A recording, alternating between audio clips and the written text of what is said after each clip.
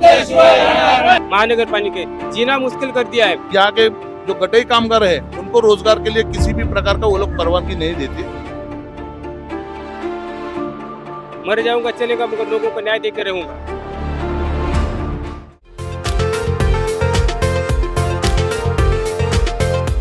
नमस्कार दोस्तों, मैं साइली साड़के और आप देख रहे हैं एमबी लाइव। दोस्तों, जहां मीरा भाईंदर एक तरफ विकास के तगार पर चल रहा है, अलग अलग कंस्ट्रक्शन यहाँ पे आ रहे हैं, पर मीरा भाईंदर में जो छोटे मोटे कारोबार करने वाले लोग हैं उनके ऊपर महानगर पालिका कहीं ना कहीं हथौड़ा डालती हुई नजर आ रही है। ऐसा ही एक आंदोलन फिलहाल सुभाष चंद्र बोस गार्डन के यहाँ पे हो रहा है। क्या है ये आंदोलन और किसके लिए आंदोलन किया जा रहा है? तो ये है जो छोटे मोटे व्यापार करते हैं, जो चप्पल या शूज़ जो मेकर होते हैं, उनका ये आंदोलन है। क्या उनकी मांग है और एमबीएमसी ने उन्हें क्या जवाब दिया है, वही जानने की कोशिश करेंगे। सर, क्या नाम है आपका? मेरा नाम सुभाष शिकरे है, मैं प्रदेश अध्यक्ष हूँ गटई कामगार का। सर, किस लिए ये आंदोलन हो रहा है और क्या मांग है एमबीएमसी की तरफ से? ये गटई कामगार मीरा भाईंदर शहर के एक्चुअली सेवक है। किसी की चप्पल टूटेगी, किसी की छाता खराब होगा या किसी का स्कूल का बैग हो, वो जनता को एकदम कम पैसे में रिपेयरिंग करके उनको पूर्ववत करके देते, जनता का पैसा बचाते हैं। ऐसे सेवेकरी 2015 से कोई तो 96 से बैठा हुआ है। वो गवर्नमेंट को, यहाँ के शासन को, मीरा भाईंदर महानगर पालिका को अपना संवैधानिक अधिकार के अनुसार उनको अर्ज दे रहे कि हमको धूप से, बारिश से बचने के लिए हमको एक परवानगी मिले आपसे। उसके लिए ये आंदोलन हम लोगों ने कर रहे हैं। लेकिन महानगर पालिका यहाँ के विकासक को रोजगार देती है, यहाँ के कॉन्ट्रैक्टर को रोजगार देती है, लेकिन यहाँ के जो गटई कामगार है उनको रोजगार के लिए किसी भी प्रकार का वो लोग परवानगी नहीं देते। उसके निषेधार्थ हम लोग यहाँ पर उपोषण में बैठे हैं।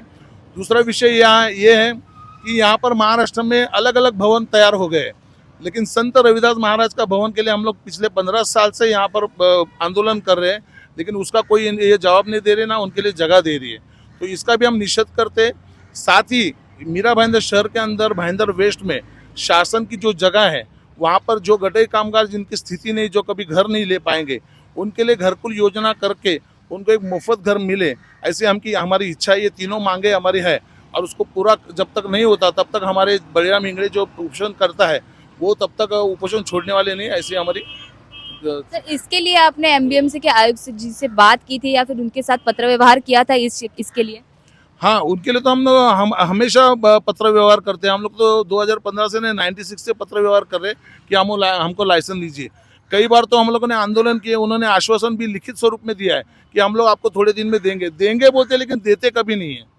तो आखिर में उन्होंने 2024 का उन्होंने ये लाइसेंस देने के लिए फरवरी महीने में उन्होंने निकाला था, जिसके अंतर्गत हम लोगों ने भी उसका सबने अर्जी भरा। अब वो भरने के बाद, तैयार होने के बाद वो ऐसा बोल रहे हैं कि हमारे पास जगह ही नहीं है आपको लाइसेंस देने के लिए। लेकिन हम लोग तो 2015 से यहाँ पर बैठ रहे हैं, जगह तो हमारे पास है, आपको खाली परवानगी देनी।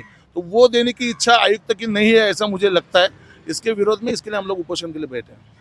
सर, आप जो है सबका मार्गदर्शन कर रहे हैं और उपोषण कर रहे हैं, क्या मांग है आपकी और लोगों को क्या कहेंगे इसके लिए? आयुक्त जी से क्या कहेंगे? आयुक्त से यही कहना है मेरा कि हम लोग 2015 से और पहला तो 96 से हम लोग ये पत्र व्यवहार कर रहे हैं महानगर पालिका से।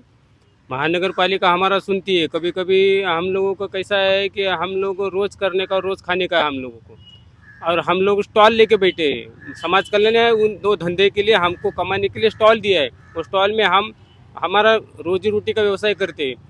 इसमें क्या होता है कि अगर वो स्टॉल में हम बैठे, मगर इस महानगर पालिका परवाना चाहिए। महाराष्ट्र गवर्नमेंट हमको देती है कमाने के लिए, हमको सहारा देती है, निवारा देती है। महानगर पालिका, ये महाराष्ट्र गवर्नमेंट देती है, महानगर पालिका क्यों नहीं देती है? ये तो हमारा संवैधानिक अधिकार है। यह अधिकार को, या अभी हम लोग बैठेंगे तो हमारा स्टॉल तोड़ के निकल जाएगी, फिर हम लोग कहाँ धंधा करेंगे? जैसे कि हम लोग धूप में धंधा करें, हमारा परिवार है, रोजी रोटी है। बेरोजगारी इतना बढ़ गई है कि अभी नाम नहीं ले रही। और हम खुद का कमा के हमारा व्यवसाय, हमारा गुजारा करे, इनको क्यों ये नहीं हो रहा है? इन्होंने देना चाहिए, इनको उल्लास होना चाहिए कि हम लोग को पहला परवानगी देना चाहिए। और परवानगी में देने में क्या होता है कि परवानगी अगर मिलेगी तो हम लोग उसमें लाइट लेंगे, हमारी सुविधाएं लेंगे, हमारे को लाइट आएगा तो हम लोग का धंधा ज़्यादा टाइम तक चलेगा। 7 बजे तक चल रहा है तो 8-9 बजे तक चलेगा। ये क्यों नहीं दिखता महानगर पालिका को? इधर के कमिश्नर को क्यों नहीं दिखता है? एसी में बैठ के खाली अपना हवा लेने का दिख रहा है। हम लोग धूप में मर रहे हैं, हमारे बाकड़े जा रहे हैं, हमारा पब्लिक रोड पे आ रही है, हम लोग उपेशन में बैठे हैं। हमको बाबा साहब ने यही दिया है क्या? ये दिया है कि हम लोग जिए इधर और अच्छे सुकून से रहे। ये लोग प्रशासन को समझना चाहिए। अभी प्रशासन ये एसी में बैठ के जब रोड पे आके घूमे जरा कि ये लोग इधर क्या कर रहे हैं, इनका परिवार तोड़ने का कोशिश करे, इसलिए हम लोग उपेशन बैठे। मेरी ये मांग है कि हम लोग को जितने बैठे हैं लोग और जितने लोग ने अर्जी भरा है 2024 में, इनका 2000 ये जो ठहराव के बाद अर्जी अनुसार सबको ये सरसकट परमिशन देना चाहिए। हम लोग को इतना मीरा भाईंदर में हम लोग इतना साल से रहते हैं, हमारा परिवार ज़्यादा है। चर्मकार लोग इतना मानने वाले संत रुदास महाराज को मानने वाले आपके विश्व में लोग हैं, तो उनका भवन होना चाहिए, उनकी जानकारी हमको मिलेगी, हमारे भविष्य में बच्चे को जानकारी मिलेगी संत रुदास कौन थे, क्या थे, कैसे थे। इसके लिए हमको संत रुदास भवन की मांग है। और तीसरा है कि हम लोग अभी इतना साल से हमको परेशान किया है मीरा भाईंदर महानगर पालिका के, जीना मुश्किल कर दिया है। हम लोग कमाने के लायक नहीं रहे, अभी हम लोग भाड़ा भी नहीं भरे, किसी को घर भी नहीं है, तो वो घर की सुविधा उपलब्ध करे। इसके लिए हम लोग हमारी मांग के बैठे हैं, ये पूरी करना चाहिए। नहीं तो मेरा उपोषण छोड़ने वाला नहीं है, मैं भी जिद पे आड़ा हूँ, मर जाऊंगा चलेगा, मगर लोगों को न्याय देकर रहूँगा। हां, नमस्कार. मी रोहिदास मनसाराम पगारे, गटाई कामगार आहे. आम्ही गेल्या 25 ते 30 वर्षापासून मीरा भाईंदर शहरात गटाई कामाचा व्यवसाय करतोय आणि त्याच्यावर आमचा परिवाराचा उदरनिर्वाह करतोय. त्याच्यात आमच्या मुलांचं शिक्षण वगैरे बघतोय.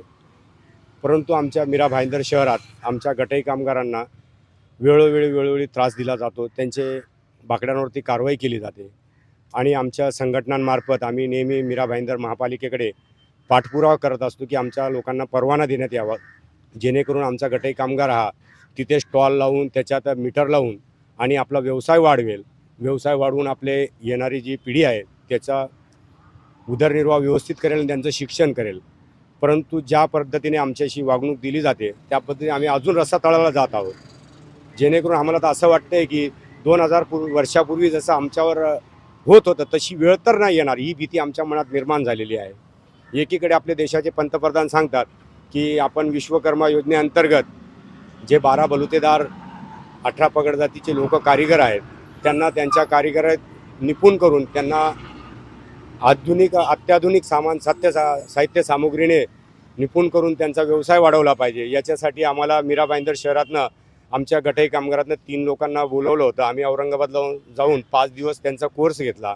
आणि दुसरीकडे बघताय तर मीरा भाईंदर शहरामध्ये आमच्या गटाई कामगारांना परवानगी दिली जात नाही. तर आम्ही कोणत्या पद्धतीने त्या गटाई कामगारांना सांगायचं की तुम्ही विश्वकर्मा योजनेअंतर्गत सहभागी व्हा आणि आपला व्यवसाय वाढवा. आता याच्यावर प्रश्नचिन्ह निर्माण झालेला आहे.